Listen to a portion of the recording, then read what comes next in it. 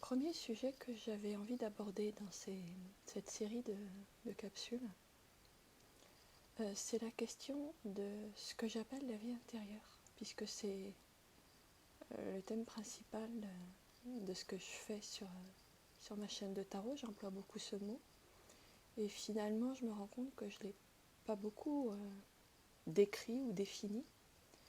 Ça peut paraître un peu flou, donc j'avais juste envie de poser ça parce que ça me paraît essentiel. Ce que j'entends par vie intérieure, c'est une conscience de soi, une conscience de ses propres fonctionnements. C'est le fait de développer une lucidité sur ce qui nous anime, c'est-à-dire chaque fois que je dis quelque chose, est-ce que je le dis à partir d'un espace paisible? Est-ce que je le dis à partir d'une colère qui est là, qui est présente? Est-ce que, plus subtil, je le dis à partir d'une colère rentrée et non conscientisée? Je peux dire une même chose à partir de plusieurs espaces intérieurs qui sont très différents. Et quand je dis cette même chose depuis un espace paisible, c'est pas la même chose qui est dite que quand je la dis à partir d'un espace où je me crois paisible mais où je ne le suis pas. Je prends les deux extrêmes.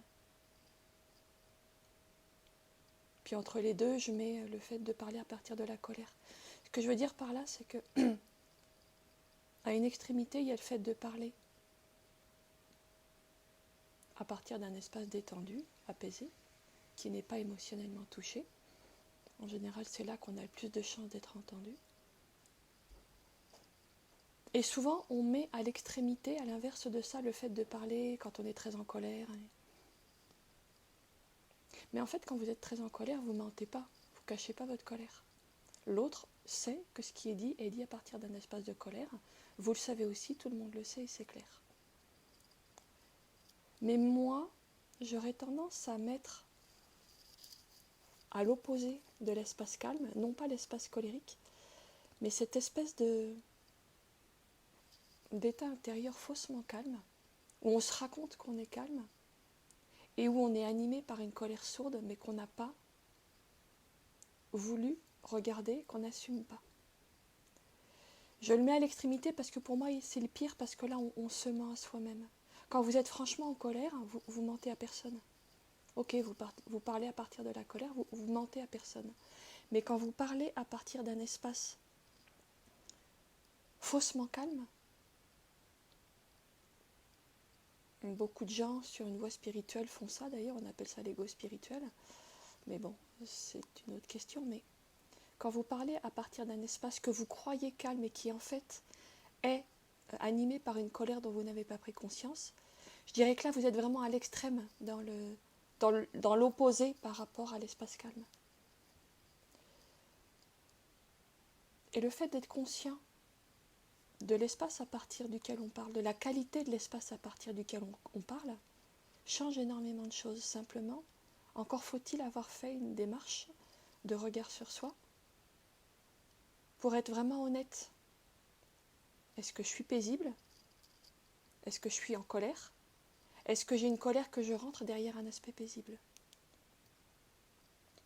Et toutes les autres nuances, je vous donne trois points possibles, mais il y en a plein d'autres évidemment.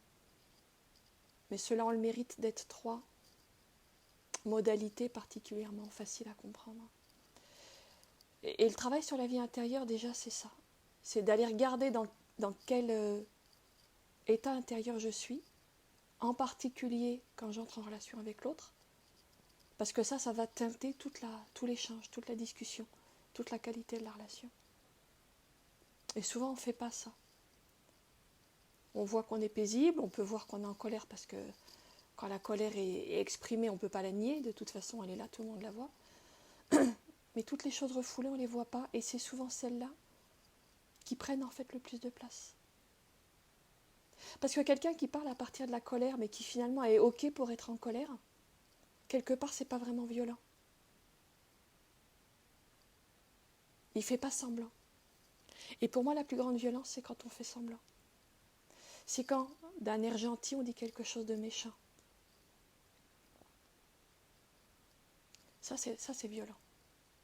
Et cette violence relationnelle-là, qu'on soit spirituel ou pas, on a souvent tendance à la faire exister dans nos relations, parce qu'on n'est pas allé regarder notre vie intérieure, parce qu'on n'est pas allé regarder ce qui nous anime. Je dirais que ça, c'est vraiment un point essentiel. D'aller regarder ça, parce que ça va nous rendre responsables de ce que l'on vit. Et ça va permettre plein de choses dont je parlerai dans d'autres capsules, parce que sinon on en a pour 1 heure. Mais je dirais que c'est la porte d'entrée du travail spirituel. C'est d'abord de se regarder fonctionner et d'être conscient de ce qui est en train de s'animer en nous au moment où on parle. Quelle émotion, quelle croyance, quel fonctionnement. L'invitation que je pourrais vous faire aujourd'hui, si cette